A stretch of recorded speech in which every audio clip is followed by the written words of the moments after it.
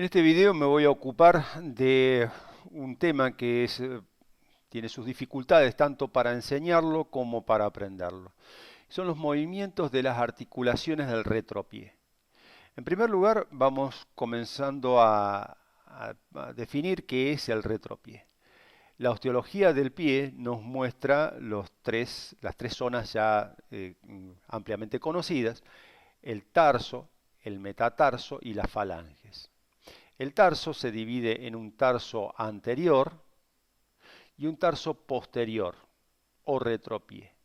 Este tarso posterior o retropié está constituido por el astrágalo arriba y el calcáneo, el hueso del talón, abajo.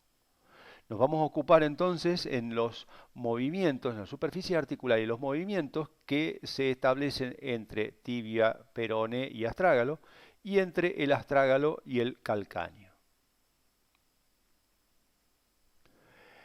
Cuando vemos las articulaciones tibio, peroneo, astragalina, vamos a considerar que el astrágalo presenta en la cara superior de su cuerpo una superficie articular denominada polea o tróclea astragalina, lo que va a determinar el tipo de diartrosis que es. Si tenemos una tróclea, luego hablaremos de una articulación troclear, evidentemente.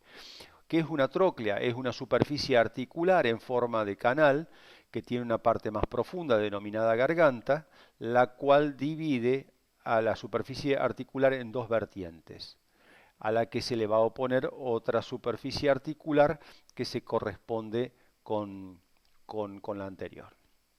A los laterales del cuerpo del astrágalo presenta dos superficies suavemente aplanadas que van a corresponder a las zonas intraarticulares de los maleolos peroneo y el maleolo tibial.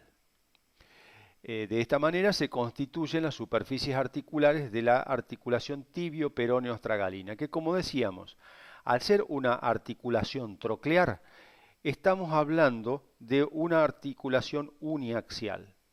Acá vamos a considerar que esta articulación es atravesada por el eje transversal. Es, como decíamos, una articulación uniaxial. Por lo tanto, en esta articulación uniaxial vamos a tener que buscar dos movimientos. ¿Cuáles van a ser los dos movimientos que va a permitir esta articulación tibio-peroneo-astragalina? El movimiento de flexión dorsal, o flexión propiamente dicha, y el movimiento de flexión plantar, o también llamado movimiento de extensión del tobillo. Tengamos en cuenta de que estos dos movimientos se dan en torno al eje transversal que acabamos de decir. Esta articulación prácticamente no presenta dificultades en cuanto a los movimientos, pero lo sustancial de este video es la articulación subastragalina. La articulación subastragalina es la que se da entre el astrágalo y el calcáneo. Vemos que el astrágalo tiene en su parte inferior dos superficies articulares que se corresponden con las dos superficies articulares que tiene el calcáneo en su cara superior. Vemos que ambas superficies están separadas por sus respectivos canales, y esos canales, cuando se encuentran articulados, configuran una estructura denominada seno del tarso. Ese seno del tarso va a alojar ligamentos. Yendo a las superficies articulares, vamos a analizar la superficie posterior. La superficie posterior, la superficie articular posterior de la subastragalina, claramente lo podemos notar aquí, que es una superficie articular que nos refiere a las articulaciones trocoides. ¿Qué son las articulaciones trocoides? Son las articulaciones del tipo de las diartrosis cuyas superficies articulares tienen forma de sección de cilindro. O sea, tomamos un tubo, lo cortamos y lo que nos queda, eso es lo que nos muestra la forma de estas superficies articulares. Sección de cilindro, un tubo seccionado, un tubo cortado. Tanto la parte convexa, que en este caso corresponde al calcáneo, como la parte cóncava, que en este caso corresponde al astrágalo. La superficie articular, a las superficies articulares anteriores son similares, pero con una orientación diferente. Nótese que la superficie articular anterior en la cara superior del calcáneo es cóncava, en tanto que la superficie articular anterior, en la parte inferior del astrágalo, es convexa. ¿Qué tenemos hasta el momento?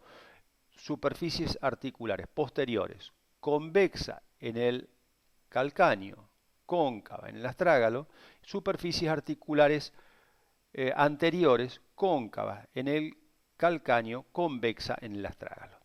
Ambas, las dos, son articulaciones trocoides. Ahora, y aquí tenemos otra figura ya sin la perspectiva que nos muestra un esquema más cercano a la realidad.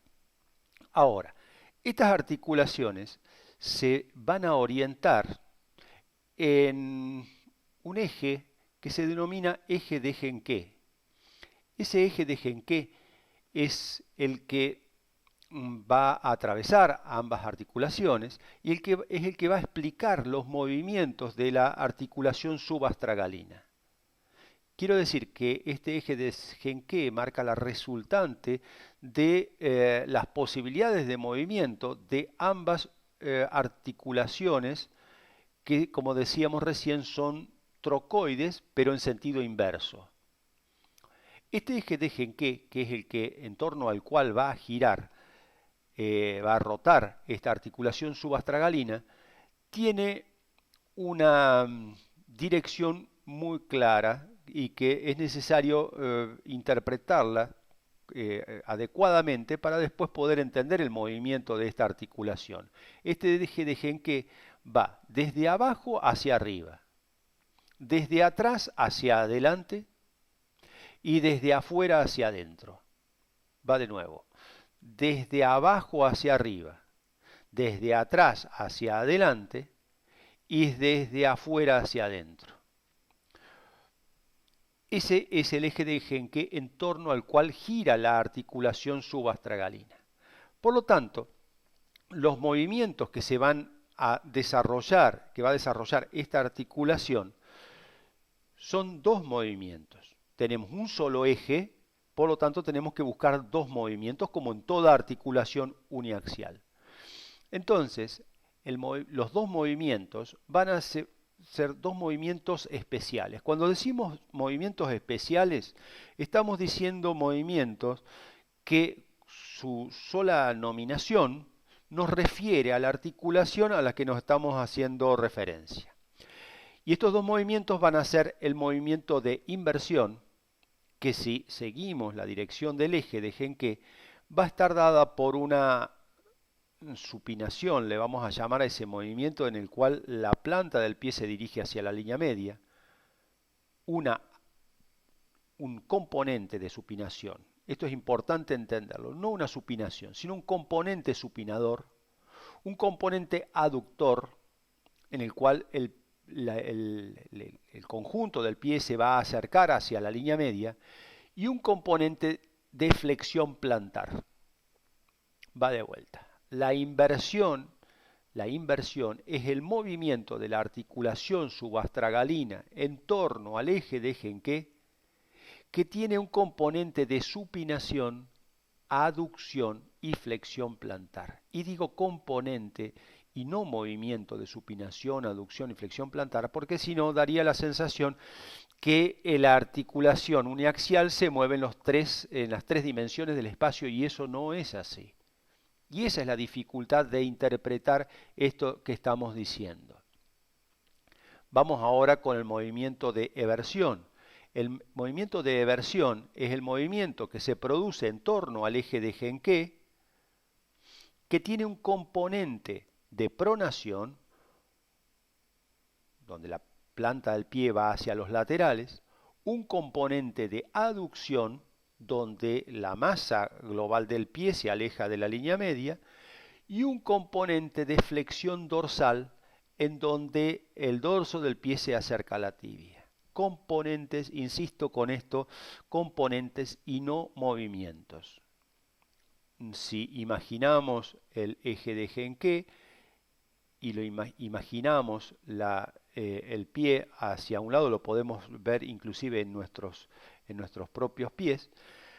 Y vamos a ver que entonces la inversión va a estar dada por el componente supinador, aductor y de flexión plantar, y la eversión va a estar dada por el componente de pronación, abducción y flexión dorsal.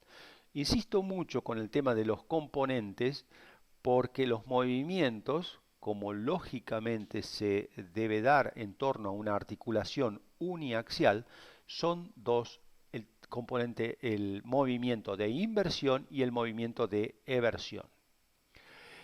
Bueno, espero que haya quedado claro y porque creo que es un aporte para este tema que es tan difícil, como decíamos al principio, para enseñar y para aprender. Creo que una eh, ver el video una y otra vez y hacer los ejercicios ayudándose con las manos, haciendo de cuenta de que son los pies y referenciándolo en ese sentido podría llegar a ayudar. Pero el video es producido justamente para que este tema se pueda visualizar una, dos, tres, las veces que sea necesario. Así que bueno, espero que haya sido de utilidad y seguimos en contacto a través de los videos de la Cátedra de Anatomía Funcional.